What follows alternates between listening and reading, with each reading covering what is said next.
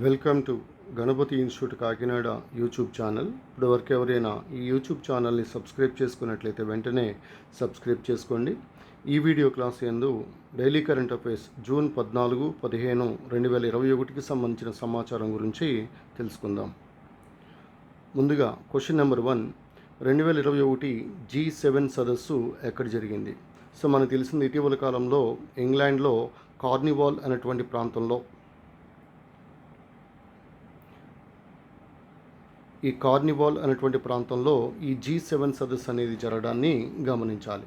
అయితే ఇక్కడ group of 7 G7లో ఉన్నటువంటి దేశాలను కనుక మనం పరిశీలించినట్లయితే ప్రధానంగా 7 దేశాలు. వీటిలో మనకి UK, Canada, France, Germany, Japan, USA, Italy.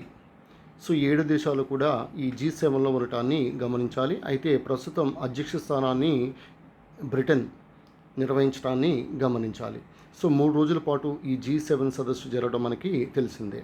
So కాబట్టి ఇక్కడ 2021 G7 సదస్సు కార్నివాల్గా మనం గుర్తుపెట్టుకోవచ్చు.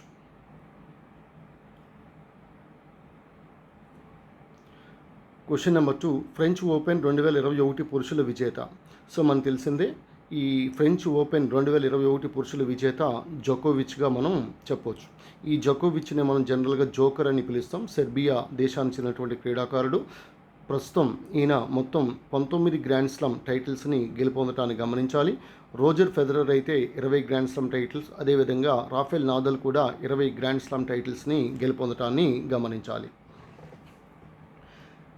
అయితే ఈ జోకోవిచ్ విజేతగా నిలవడాన్ని గమనిస్తే మనకి ఈ సిట్సిపాస్, ఈ గ్రీస్ దేశానికి చెందినటువంటి టెన్నిస్ క్రీడాకారుడు ఈ సిట్సిపాస్ రన్నరప్గా నిలవడాన్ని గమనించాలి. క్వశ్చన్ నెంబర్ 3, ఇజ్రాయెల్ నూతన ప్రధానమంత్రి నఫ్తాలీ బెనెట్గా మనం గుర్తుపెట్టుకోవచ్చు. Naftali Bennett. అయితే బెంజమిన్ నెతన్యాహు ఇదివరకు మాజీ ఇజ్రాయెల్ ప్రధానమంత్రి. ప్రస్తుతం అయితే నఫ్తాలీ బెనెట్గా మనం గుర్తుపెట్టుకోవచ్చు. నఫ్తాలీ బెనెట్ ఇజ్రాయెల్ నూతన ప్రధానమంత్రి. Question number 4, 2021 global home price సూచీలో భారత్ యొక్క స్థానము. సో ఇది 55గా మనం గుర్తుపెట్టుకోవచ్చు. 55 గ్లోబల్ హోమ్ ప్రైస్ ఇండెక్స్లో భారత్ యొక్క స్థానము 55. Next coming to question number 5, Megha Rajagopalan. ఈ మేఘా రాజగోపాలన్ భారతదేశానికి చెందినటువంటి జర్నలిస్ట్. అయితే ఇటీవల కాలంలో 2021 పులిట్జర్ అవార్డు గ్రహీతగా మనం గుర్తుపెట్టుకోవచ్చు. జర్నలిజంలో ఇచ్చే అవార్డులు పులిట్జర్ అవార్డ్స్, అదేవిధంగా మనకి ఆర్కిటెక్చర్లో ఇచ్చే అవార్డ్స్ అనేవి ప్రిట్జికర్ అవార్డ్స్గా మనం గుర్తుపెట్టుకోవచ్చు. So Megha Rajagopalan 2021 Pulitzer award గ్రహీతగా గుర్తుపెట్టుకోవచ్చు. ప్రపంచ బాల కార్మికుల వ్యతిరేక దినోత్సవం. ఈ ప్రపంచ బాల కార్మికుల వ్యతిరేక దినోత్సవాన్ని జూన్ 12వ తారీఖున మనం గుర్తుపెట్టుకోవచ్చు. జూన్ 12 ప్రపంచ బాల కార్మికుల వ్యతిరేక దినోత్సవంగా మనం గుర్తుపెట్టుకోవచ్చు. క్వశ్చన్ నెంబర్ 7, ప్రపంచంలో అత్యంత పొడవైనటువంటి అండర్ సీ కేబుల్ పేరు.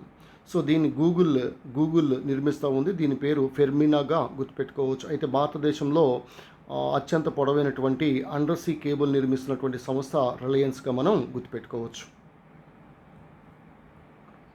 క్వశ్చన్ నెంబర్ 8, ప్రపంచ రక్తదాన దినోత్సవం జూన్ 14, 2021 యొక్క థీమ్ అనేది so give blood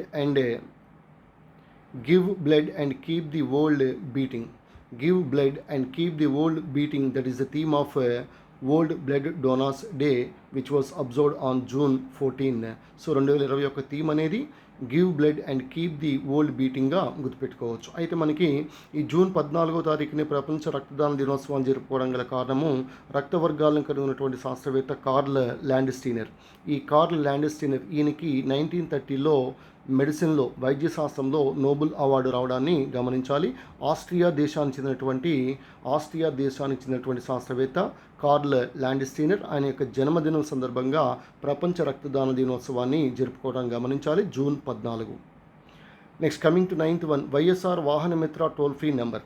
YSR Vahanamitra toll free number అనేది సో మనకి ఇక్కడ 1901, 1902 సో ఈ విధంగా ఇవ్వడం జరిగింది. సో ఇక్కడ 1902గా గుర్తుపెట్టుకోవచ్చు. 1902 that is the toll free number of YSR Vahanamitra. ముఖ్యంగా క్యాబ్ డ్రైవర్లకు, ట్యాక్సీ డ్రైవర్లకు సంవత్సరానికి 10,000 రూపాయల ఆర్థిక సహాయం అందించే పథకమే YSR Vahanamitra.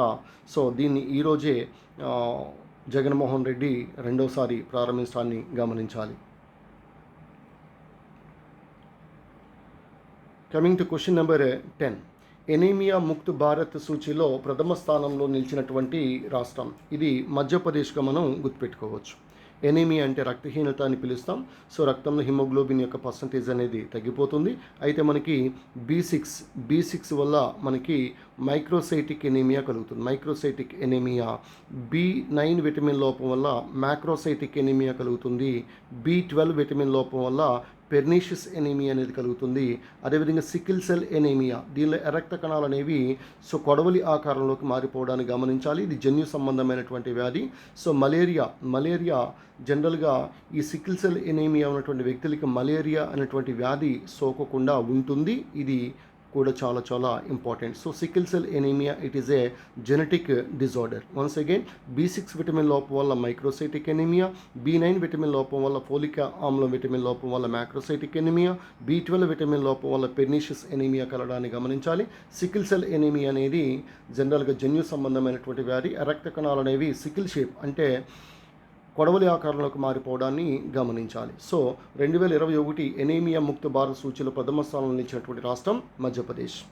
Coming to 11th one. అణ్వాయుధాలపై అధికంగా వెచ్చిస్తున్నటువంటి దేశాలలో భారత్ యొక్క స్థానము 6వ స్థానంగా మనం గుర్తుపెట్టుకోవచ్చు. 6వ స్థానం. Next coming to question number 12.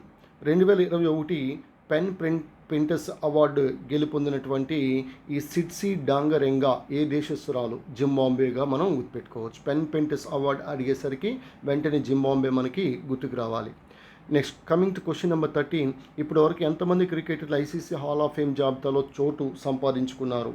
So ఇది జనరల్గా 103 మంది, మొత్తం 103 మంది ఇప్పటి వరకు ICC international cricket council hall of ఫేమ్లో జాబితాలో చోటు దక్కించుకోవడం జరిగింది. అయితే 2021 గాను భారతదేశం తరపు నుంచి విను మన్కడ్ క్రికెటర్ ఈయన ఐసీసీ హాల్ ఆఫ్ ఫేమ్లో చోటు సంపాదించుకోవడాన్ని గమనించాలి. అయితే ఐసీసీ యొక్క హెడ్ క్వార్టర్స్ అనేది దుబాయ్లో ఉంది. అదేవిధంగా ఐసీసీని 1909లో స్థాపించడం జరిగింది. ప్రస్తుతం చైర్మన్ గ్రెగ్ బార్క్లేగా గుర్తుపెట్టుకోవచ్చు. గ్రెగ్ బార్క్లే న్యూజిలాండ్ దేశానికి చెందినటువంటి వ్యక్తి. అదేవిధంగా ఐసీసీకి CEO chief executive officer Manu సాహ్నీగా గుర్తుపెట్టుకోవచ్చు.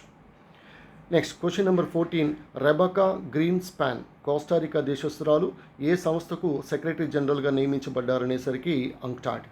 United Nations Conference on Trade and Development అని పిలుస్తాం, జెనీవాలో ఉంది. ఈ అంక్టాడ్కు తొలి మహిళా సెక్రటరీ జనరల్గా నియమించబడ్డారు రెబెకా గ్రీన్స్పాన్గా మనం గుర్తుపెట్టుకోవచ్చు. Next coming to question number 15. Audi కార్లకు బ్రాండ్ అంబాసిడర్ విరాట్ కోహ్లీగా గుర్తుపెట్టుకోవచ్చు. విరాట్ కోహ్లీ. అంతర్జాతీయ ఆల్బినిజం అవగాహన దినోత్సవం, international albinism awareness day. So దీన్ని ఎప్పుడు జరుపుకుంటారని అడగడం జరిగింది. ఇది జూన్ 13వ తారీఖున మనం గుర్తుపెట్టుకోవచ్చు. అయితే April 14 world Chagas disease day అంటాం. చాగస్ అనగా ప్రోటోజోవా సంబంధించినటువంటి ట్రిపనోజోమా అనే ఒక పరాన్నజీవి వల్ల కలిగే వ్యాధి చాగస్ వ్యాధి. అయితే ఈ ట్రిపనోజోమా క్రూజీ అనేటువంటి పరాన్నజీవి వల్ల, ప్రోటోజోవా పరాన్నజీవి వల్ల కలిగే వ్యాధే చాగస్ వ్యాధి. సో వరల్డ్ చాగస్ డిసీజ్ అనేది డిసీజ్ డే అనేది ఏప్రిల్ 14. అదే జూలై 28 అయితే వరల్డ్ హెపటైటిస్ డేగా మనం గుర్తుపెట్టుకోవచ్చు. సెప్టెంబర్ 17 అనేది world patient safety day, patient భద్రతా దినోత్సవంగా గుర్తుపెట్టుకోవచ్చు. Question number 17. 2022-23 సంవత్సరాలకు గాను ఎన్ని దేశాలు ఐక్యరాజ్య సమితి యొక్క భద్రతా మండలిలో తాత్కాలిక దేశాలుగా ఎన్నికైనాయి? సో ఇవి 5 దేశాలు. సో మిగిలిన 5 దేశాల్లో ఇండియా కూడా ఉంది. ఇండియా అనేది 2021-22 సంవత్సరానికి గాను ఈ 2 సంవత్సరాలకి తాత్కాలిక సభ్యదేశంగా ఇండియా ఎన్నికవటం మనకి తెలిసిందే. అయితే ఇది ఇండియా ఈ విధంగా భద్రతా మండలిలో సభ్యత్వం పొందటం, తాత్కాలిక సభ్యదేశంగా సభ్యత్వం పొందటం అనేది 8వసారిగా మనం గుర్తుపెట్టుకోవచ్చు. భద్రతా మండలి యొక్క ప్రధాన కార్యాలయము న్యూయార్క్లో ఉండటాన్ని కూడా గమనించాలి. అయితే ఇప్పుడు 2022-23 నాటికి ఎన్నికైనటువంటి 5 దేశాల పేర్లు మీరు కామెంట్ రూపంలో తెలియచేయగలరని కోరుతా ఉన్నాను. Flipkart CEO. ఈ ఫ్లిప్కార్ట్ సిఇఓ కళ్యాణ కృష్ణమూర్తిగా గుర్తుపెట్టుకోవచ్చు. కళ్యాణ కృష్ణమూర్తి ఫ్లిప్కార్ట్ సిఇఓగా గుర్తుపెట్టుకోవచ్చు. అయితే Michael Miebach master card CEO Michael Miebach, అదేవిధంగా విజయ్ శేఖర్ శర్మ పేటిఎం, ఈ Paytm CEO Vijay Shekhar Sharma, Manu Sahni ICC CEO Manu సాహ్నిగా గుర్తుపెట్టుకోవచ్చు. నెక్స్ట్ అదేవిధంగా విదేశీ మారక ద్రవ్య నిల్వల్లో భారత్ యొక్క స్థానం. విదేశీ మారక ద్రవ్య నిల్వల్లో భారత్ యొక్క స్థానము 5వ స్థానంగా మనం గుర్తుపెట్టుకోవచ్చు. సో ఎందుకనగా ఇక్కడ మనకి చాలామంది కన్ఫ్యూజ్ అవుతూ ఉంటారు 4వ స్థానం అనుకుని. ప్రస్తుతం 4వ స్థానంలో రష్యా ఉంది. రష్యాకు బాగా దగ్గరగా క్లోజ్గా మనకి ఇండియా ఉండటాన్ని గమనించాలి. భవిష్యత్తులో భారత్ 4వ స్థానంలోకి, మీరు పరీక్షలు రాసే సమయానికి 4వ స్థానానికి రావడానికి ఆస్కారం అనేది ఉంది. ప్రతి 3 నెలలకి ఒకసారి ఈ విధంగా ఈ విదేశీ మారక ద్రవ్య నిల్వలకు సంబంధించి సమాచారం అనేది వస్తూ ఉంటుంది. కాబట్టి యాజ్ ఆఫ్ నౌ అయితే ఇండియా విదేశీ మారక ద్రవ్య నిల్వల్లో భారత్ యొక్క స్థానము 5గా గుర్తుపెట్టుకోవచ్చు. నెక్స్ట్ ఫ్రెంచ్ ఓపెన్ 2021 మహిళల సింగిల్స్ విజేత క్రెజికోవా, చెక్ రిపబ్లిక్ చెందినటువంటి క్రెజికోవాగా మనం గుర్తుపెట్టుకోవచ్చు. ఈమె పల్వి ఉచెన్కోవాపై గెలుపొందటాన్ని గమనించాలి. That's all for the day. Meet you tomorrow with more current affairs and general studies classes. This is yours Ganapathi sir. అయితే కొన్ని అనారోగ్య కారణాల కారణంగా వీడియోస్ చేయలేకపోవటం అనేది జరిగింది. సో భవిష్యత్తులో ఇంకా అనారోగ్య సమస్యలు ఉన్నాయి. అయినప్పటికీ కూడా ఈ వీడియోస్ అనేవి చేయాలనే ఉద్దేశంతో చేయటం జరుగుతుంది. విద్యార్థులకి ఎంతో కొంత ఉపయోగపడి ఎవరికైనా ఒక ర్యాంక్ కానీ లేదా ఉద్యోగం కానీ వచ్చినట్లయితే దానికి కొంతవరకు ఈ వీడియోస్ కూడా కారణం అవుతాయనే ఉద్దేశంతో ఈ విధంగా చేయటం జరుగుతుంది. ఏ రోజుకు ఆ రోజు ఇది జూన్ 14-15కి సంబంధించినటువంటి డైలీ కరెంట్ అఫైర్స్. రేపు జూన్ 16కు సంబంధించినటువంటి సమాచారం, మరింత ఎక్కువ సమాచారంతో మీ ముందుకి రావటం జరుగుతుంది. This is yours brother Ganapathi sir from Ganapathi institute, Kakinada, Andhra Pradesh.